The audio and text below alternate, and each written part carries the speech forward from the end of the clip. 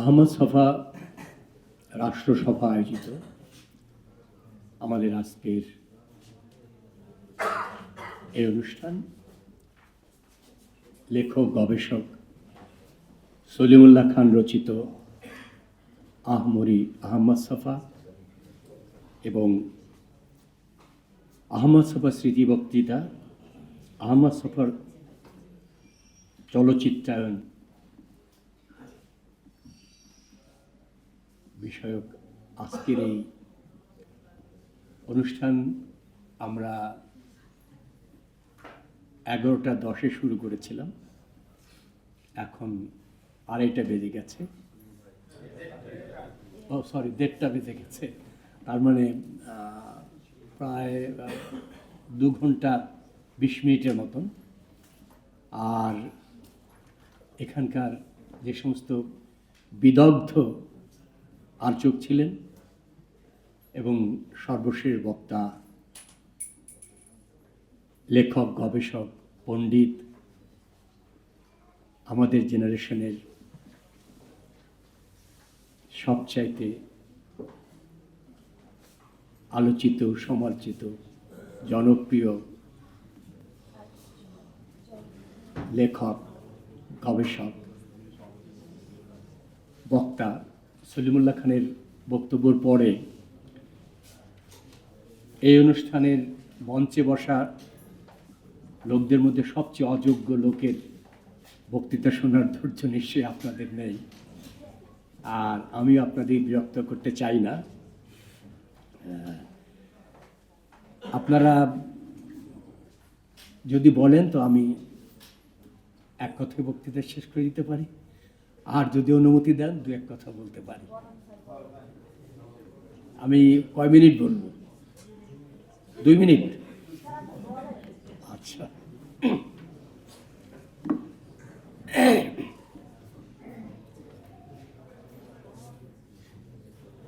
2 মিনিটে শেষ করতে পারবো না, সরি।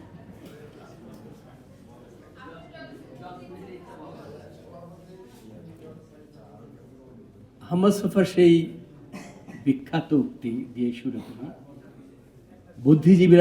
বাংলাদেশের বুদ্ধিজীবীরা যা বলতেন শুনলে বাংলাদেশ স্বাধীন হতো না, এখন যা বলছেন তা শুনলে বাংলাদেশের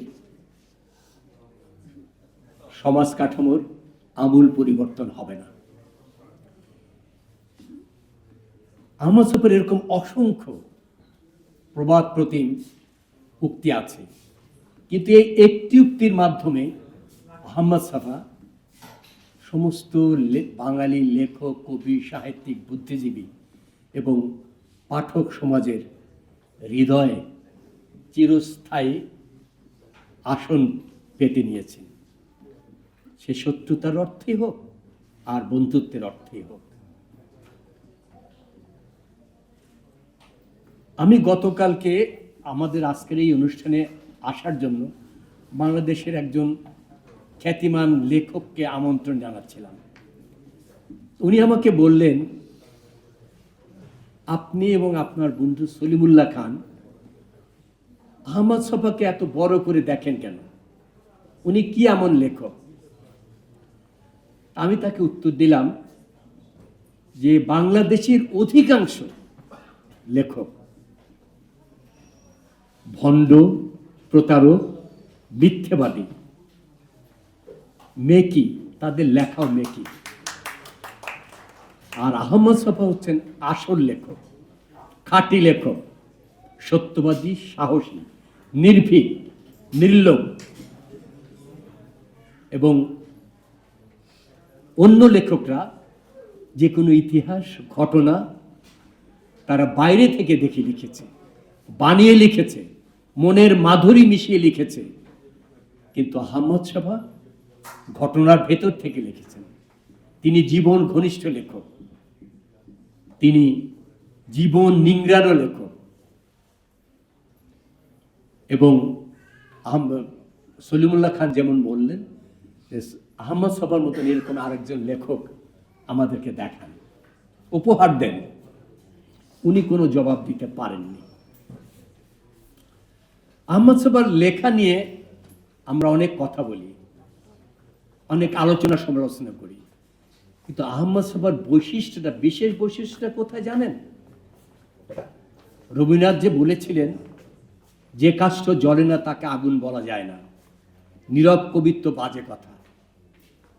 অর্থাৎ একজন লেখক বা কবিকে নিজের ঢোল নিজেকে পেটাতে হবে, নিজেকে তুলে ধরতে হবে, নিজের মেধা প্রতিভার আগুন ছড়িয়ে দিতে হবে।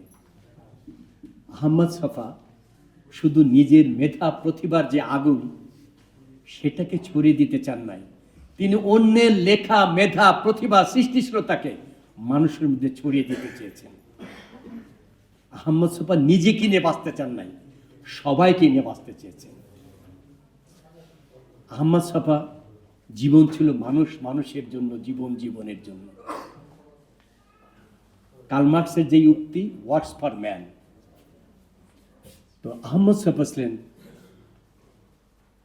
মানুষের জন্য মানুষ। আপনারা সবাই জানেন যে বাংলাদেশের অনেক বিখ্যাত লেখকের প্রথম বই প্রকাশের জন্য আহমদ ছফা নিয়ে গেছেন প্রকাশকদের কাছে। এমনকি আমাদের সবচেয়ে জনপ্রিয় কথাশিল্পী হুমায়ুন আহমেদের প্রথম গ্রন্থ প্রকাশের জন্য কে নিয়ে গেছে পাবলিশারের কাছে? আমাদের সময় 70 দশকের আমাদের খ্যাতিমান বন্ধু রুদ্র মোহাম্মদ শহীদুল্লাহ যে লিখেছিল বাতাসে লাশের গন্ধ, তার প্রথম গ্রন্থটি কে প্রকাশের উদ্যোগ নিয়েছিল? আহমদ ছফা। এরকম আরো অনেক লেখকের লেখা প্রকাশের দায়িত্ব আহমদ ছফা নিয়েছেন। আহমদ ছফা শুধু লিখে তার দায়িত্ব শেষ করে নাই, আহমদ ছফা মাঠের আন্দোলনে, সংগ্রামে, লড়াইয়ে ছিলেন। আপনারা এই কয়েকদিনের মধ্যে জেনেছেন যে কবি হেলাল হাফিজ মারা গিয়েছে, যিনি তার 2টি লাইন দিয়ে, এখন যৌবন যার মিছিলে যাবার তার শ্রেষ্ঠ সময়, এখন যৌবন যার যুদ্ধে যাবার তার শ্রেষ্ঠ সময়, যে চরণ দুটির মধ্যে দিয়ে সে চিরজীবী হয়েছে, এই লাইন দুটি কে বাংলাদেশের দেয়ালে দেয়ালে চিকা মেরে দিয়েছিল? সে আহমদ ছফা। আহমদ ছফা সেখানে আহমদ ছফা। বাংলাদেশের কোন লেখক, কোন কবি, বুদ্ধিজীবী বাংলা একাডেমির দুর্নীতি নিয়ে আমাদেরকে নিয়ে বাংলা একাডেমি ঘেরাও করেছিল? কোন লেখক কবি যে কোনো ঘটনা ঘটলে আমাদেরকে, লেখকদেরকে, ছাত্র তরুণ কর্মীদেরকে ডেকে পাঠাতেন যে তোমরা কথা বলো, কালকে মিছিল বের করতে হবে? একজনও না। অতএব আহমদ ছফা, আহমদ ছফা, আহমদ ছফার সাথে কারোর তুলনা হয় না। আজকের যে আমাদের যে সৈকতে যে আহমদ ছফার চলচ্চিত্রায়ন বিষয়ে যে স্মৃতি বক্তৃতা করলেন, এই বক্তৃতার মধ্য দিয়ে আমরা সবাই বুঝতে পেরেছি যে আহমদ ছফার যে সমস্ত লেখা নিয়ে, যে সমস্ত সাহিত্য নিয়ে, গ্রন্থ নিয়ে চলচ্চিত্র করার চেষ্টা করা হয়েছে, নাটক করার চেষ্টা হয়েছে, প্রকৃত অর্থে সেটা কোনোটাই হয়নি। এমনকি আহমদ ছফার ভাতিজা এখানে আছে, উনিও সেটা বলেছেন। তাহলে আমাদের এখন কি করা উচিত? আমরা যে আজকের এই অনুষ্ঠান করছি, আমাদের কি করা উচিত?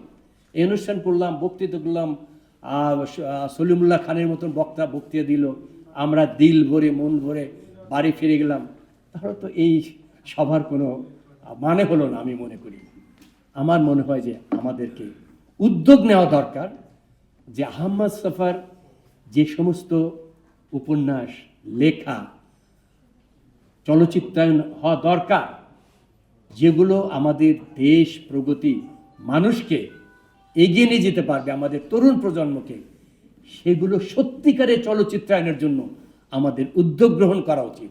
আমি বন্ধু সলিমুল্লাহ খানকে অনুরোধ করব যে আসুন আমরা সেই ধরনের একটি উদ্যোগ গ্রহণ করি, যে আহমদ ছফার লেখা নিয়ে আমরা সত্যিকারের যেন চলচ্চিত্র হয়, সেই চেষ্টা করি। আর আমি একটা কথা বলতে চাই যে আহমদ ছফার লেখা নিয়ে নয়, সাহিত্য নিয়ে নয়, আমি মনে করি আহমদ ছফাকে নিয়ে একটি চলচ্চিত্র হওয়া দরকার বাংলাদেশে। যেটা আমাদের ভবিষ্যৎ প্রজন্মকে অনুপ্রাণিত করবে লেখায়, সৃষ্টিশীলতায়, মেধায়, মননে। আমি আরেকটি কথা বলতে চাই যে আহমদ সফর ভাতিজা নুরুল আনোয়ার বলেছেন যে লতা আহমেদ নামে কোন এক মহিলা আহমদ সফর সমস্ত লেখা বা বিভিন্ন বিষয় সংগ্রহ করে পলাতক আছে। আমাদের উচিত হবে ওই মহিলাকে খুঁজে বের করা, ওই প্রতারিকাকে খুঁজে বের করা। আমি এই বিষয়ে আপনাদের দৃষ্টি আকর্ষণ করতে চাই। আমি পরিশেষে সৈকতকে ধন্যবাদ জানাতে চাই যে এই তরুণ যে লেখা আমাদের কাছে হাজির করেছে, সে সত্যি মেধাবী। অ্যারিস্টটলের একটা কথা আছে, মনোযোগ প্রতিভার উদ্রেক করে। তো এই মেধাবী তরুণ যে অত্যন্ত মনোযোগ দিয়ে আহমদ সফর প্রতিটি লেখা পড়েছে, মূল্যায়ন করেছে, শুধু মনোযোগ দিয়ে পড়েই নাই, গভীরভাবে উপলব্ধি করেছে। না হলে এইভাবে চুলচেরা বিশ্লেষণ করা, এইভাবে তার পুঙ্খানুপুঙ্খ উপস্থাপন করা সত্যি সম্ভব নয়। আজকের এই মূল্যবান লেখা যা আমাদেরকে, আমরা অনেকেই আহমদ সফর বিষয়ে, আমরা আহমদ সফর সব চলচ্চিত্র দেখিনি, সব গ্রন্থ পড়িনি, কিন্তু আজকে সৈকতদের লেখা, তার এই বক্তব্য শুনে আহমদ সফরকে আরও জানার, আরও পাঠ করার, আরও বোঝার একটা আগ্রহ আমাদের ভেতর উস্কে দিয়েছে সৈকত। সেই জন্য সৈকতকে আমি আন্তরিক ধন্যবাদ, কৃতজ্ঞতা এবং অফুরান ভালোবাসা জানাতে চাই।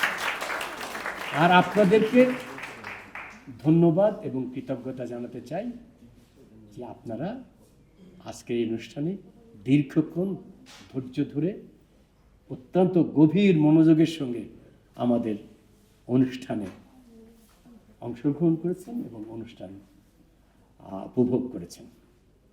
ধন্যবাদ সবাইকে। আজকের অনুষ্ঠান এখানেই শেষ করছি।